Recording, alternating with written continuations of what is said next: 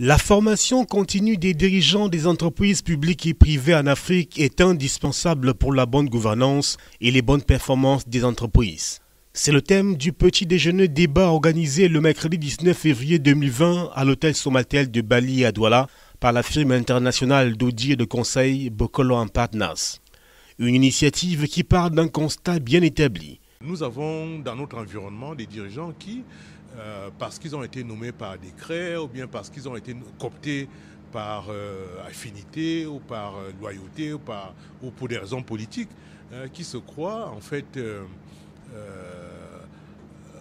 avoir une onction de compétence à cause du décret ou de la nomination. Donc c'est un peu ça l'erreur.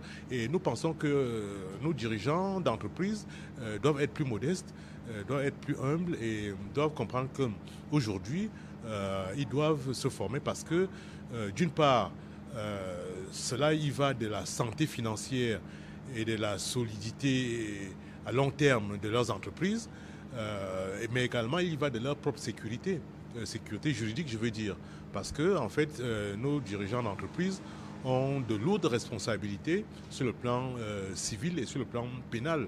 Donc, il est important qu'ils se protègent en se dotant, en s'étoffant, en ayant de bonnes formations de base. Dès lors, il s'agit pour la firme internationale d'audit et de conseil Bokolo & Partners, dans le cadre des activités de son business club, de réfléchir et d'esquisser des solutions ensemble avec ses experts et ses partenaires pour développer les meilleures approches et pratiques professionnelles.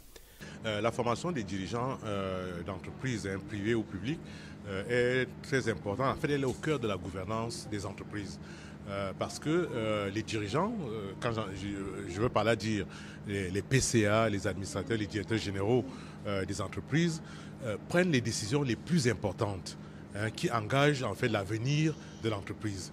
Donc le fait pour ces personnes de prendre ce genre de décisions aussi stratégiques nécessite en fait qu'ils soient à la hauteur des enjeux, à la hauteur de leurs responsabilités. Donc il est important que les dirigeants aient de bonnes notions en management, de bonnes notions en finance, de bonnes notions en marketing, de bonnes notions en gestion, même d'une manière générale, pour que la gouvernance soit bien assurée. On ne leur demande pas d'être des experts comptables, on leur demande d'avoir de bonnes notions en finance pour pouvoir poser de bonnes questions. C'est de ça qu'il s'agit. Une approche bien appréciée des participants qui saisissent très bien le bien fondé de la formation continue des dirigeants des entreprises au profit de la bonne gouvernance et les bonnes performances de celle-ci. Je suis venue à ce dîner débat avec une grande curiosité. D'abord connaître l'encadreur. On connaît les noms de cabinets, de réputation, mais le voir former, c'était une autre chose. J'ai été intéressée par son approche du dirigeant et par comment la formation continue pouvait être implémentée dans les différentes entreprises. Étant moi-même une formatrice, je repars satisfaite et je crois que c'est un partenariat qui peut continuer à avancer. Formation continue, bonne gouvernance et bonne performance ont été les mots-clés de la formation d'aujourd'hui.